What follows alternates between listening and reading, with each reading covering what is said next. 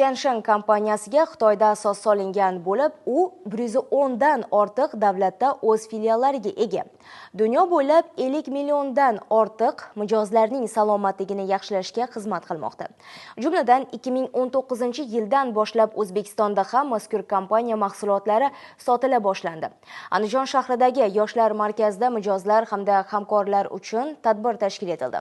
Unda ishtirok etgan muxbirimiz tafsilotlar bilan tanishtiradi.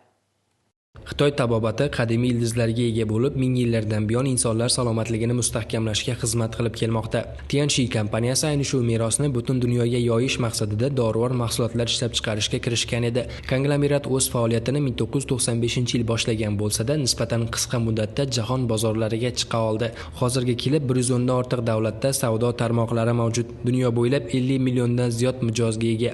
2019-yil Tianxi O'zbekiston bozoriga rasmiy ravishda kirib kelgan edi. Kompaniya mijozlar ko'ngliga yo'l topish masalasiga alohida e'tibor qaratadi. Tabiiyki, bunda asosiy vazifani hamkorlar bajaradi. Andijon shahridagi yoshlar markazida bo'lib o'tgan tadbirga ham aynan ular, shuningdek, xaridorlar taklif etildi. Marosim avvalida direktor Li Hijie so'zga chiqib, kompaniyaning O'zbekistondagi faoliyati haqida o'z fikr-mulohazalarini bildirib o'tdi.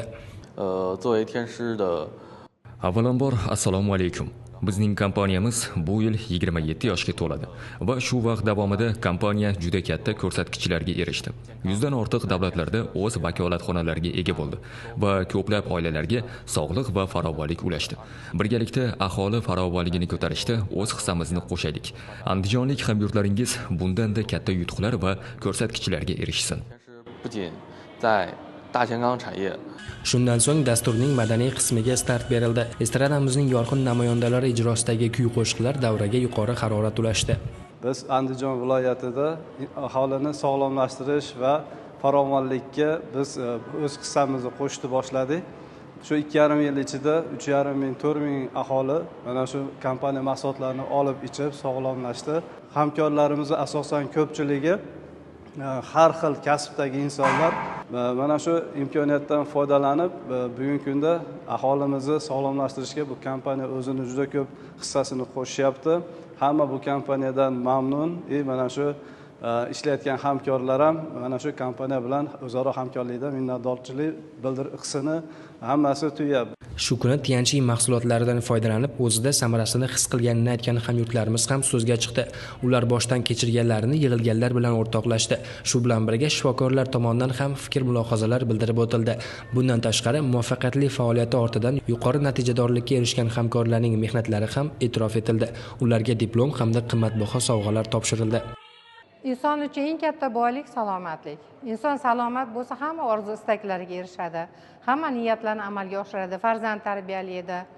Men ham nafaqaga chiqib, shu Tianxi korporatsiyasini mahsulotlarini ichib, farzandlarimga ichirdim, tanish-bilishlarimga targ'ib qildim.